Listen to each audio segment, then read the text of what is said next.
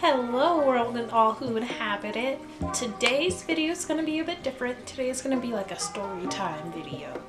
Also don't mind me dripping. I just got out the shower and I let my hair air dry, so yeah. But for those of you who don't know, I used to live in St. George, Utah, and I went to college at Dixie. And while I was living there,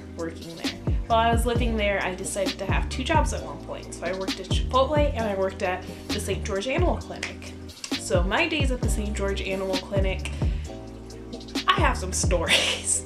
So my job was essentially to wake up at like 6 in the morning, walk all the dogs that were in the kennels, take care of the cats, clean out their litter box, make sure everyone has fresh food and fresh water, and then I had to mop the whole place.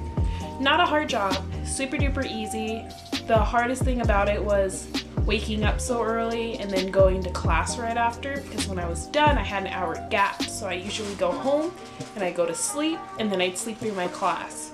So I ended up quitting for that very reason. But while I worked there, man, okay, so I met some pretty interesting animals. I remember my first day, there was a dog, it was a puppy, and it was a pit bull, and I believe it was used as a fighting dog because it had like a scratch like this across its face. It had a little cast and it just had like a bunch of marks and stuff all over it.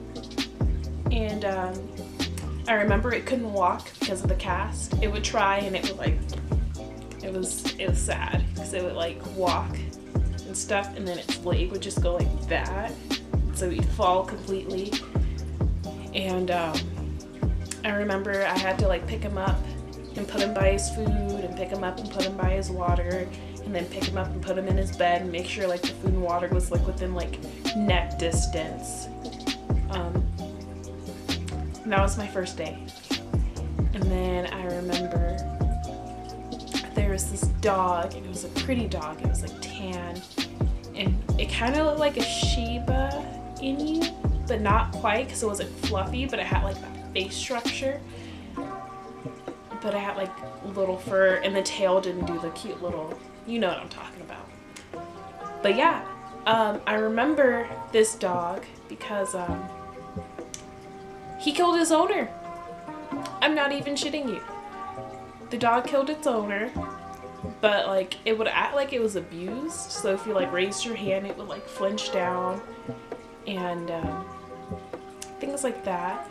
But once it got to know you, it was the sweetest dog. It would give out kisses, it would follow you everywhere, it would listen. It was a good dog. And I remember it was at the clinic because they were going to put it down. But Janet, she was one of the ladies that worked at the clinic, she was fighting to have the dog not be put down because she saw the potential in it and it was a really sweet dog. You could tell it had been abused, so it probably like fought back and just ended up killing somebody. Shit happens. Self-defense. Like if that happened to a human, it'd be seen as self-defense, but because of the dog, they're like, oh, we gotta kill it. Like, I thought that was shitty. And then, what other stories do I have? I remember there was this one dog, and I don't remember what her name was, which makes me feel really bad, because well, to be fair, it's almost been a year, but she was a golden retriever. I think her name was Sarah. I'm gonna call her Sarah. She was a golden retriever and her owner had died. She didn't kill her owner, but her owner had died of like old age or something like that. And so because of that, like it had been living in the house by itself for like a while and it lost a lot of weight. And eventually the landlords came or whatever to check out the house and they saw the dog, and so they put it in the clinic. That dog had been in the clinic for at least 3 years because no one wanted her. And because it's a clinic, not an adoption center. I don't know why they didn't put it in a shelter, but That's none of my business. So I feel like her name was Sarah. I'm not 100% sure, but I'm gonna call her Sarah. And she was just this big dog, and she would whine if you didn't let her out first. So I always had to let her out first. She would like dance. It was so cute. She like wag her tail and wag her whole body and like follow you. She just got so excited every time like she saw a person. And she was a bitch to walk. She was awful. She would pull. She wouldn't listen. She was the worst, but she was my favorite.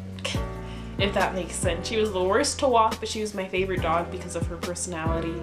And she knows tricks. I remember I would get like pieces of her food and I'd have her sit and lay down and like spin around. I think she knew how to give me her paw too. But she was a good dog. She was a really good dog. She was really smart.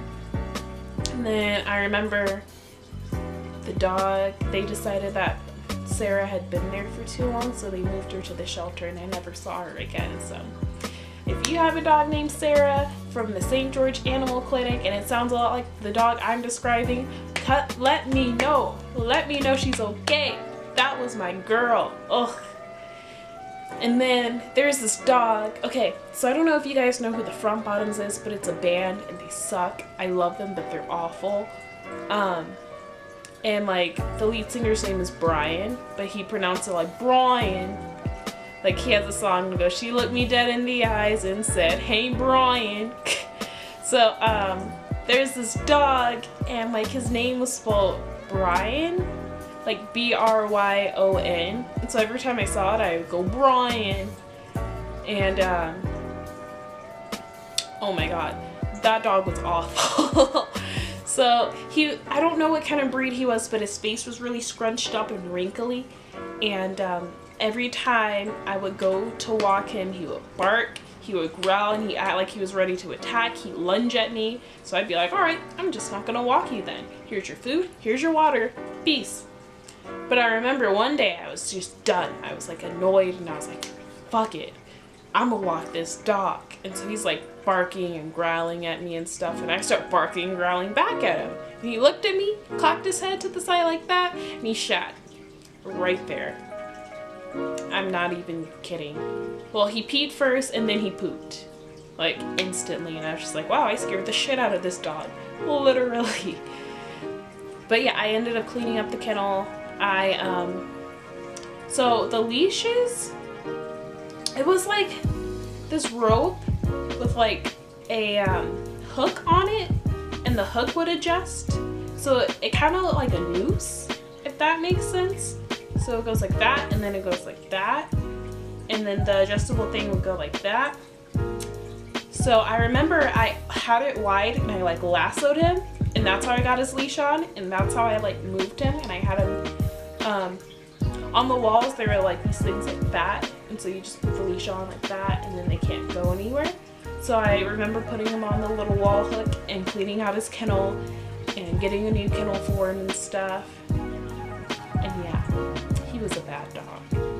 And then there is this dog, she was an Irish something. I don't remember what kind, but I remember she was Irish. I don't know why I remember that, but she was all black and she had curly fur and she was tall and just beautiful, but her eyes were fucked up. I don't remember what her owners were doing, but she was like, I thought she was blind in one eye. She had something in her eye, and her owners weren't giving her the medicine they were supposed to be giving her, so her eye was just getting worse and worse.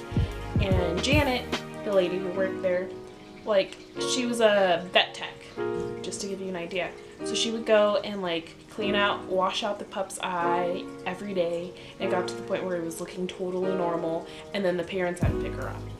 And so I'm sure her eye got fucked up again because you have to do that every day. But for the time being, her eye was like so nice and so clear. Like, shout out to Janet. If you're ever in St. George and you need someone to like take care of your animals, trust and believe Janet will take care of your animals like amazingly. What other stories do I have about the kennel?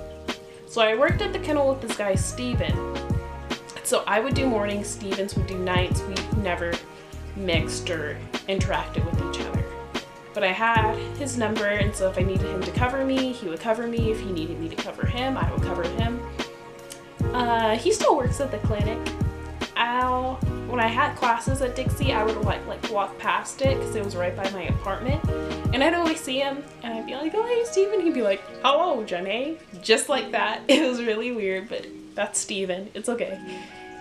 And I remember he got in trouble for working too much because the job is supposed to be part-time, but he was doing like 50 hours and more because he was deep cleaning the whole clinic.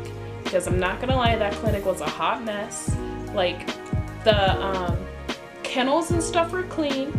The cages where we kept all the animals, that was clean and sanitized, but like the back where we kept supplies, that was like a hot mess. There's a corner by the kennels and it's just filled with dog hair and like cat fur, and it's really gross. He was like scooping all that stuff out and it stuck. Like I remember I tried cleaning it with like bleach and just a napkin just to like get it all up, and that didn't do anything. And yeah, those are basically my days at the clinic. It was cool. If you're looking for a part-time job working with animals, I would recommend that. But the only thing that I have to warn you about is when you work with animals like that and you see them every day, it becomes less exciting to see like a dog on the street because you're like, oh, I see dogs every day and all the time, you know? So that's the only thing I have to warn you about, but it's a lot of fun. It's an easy job.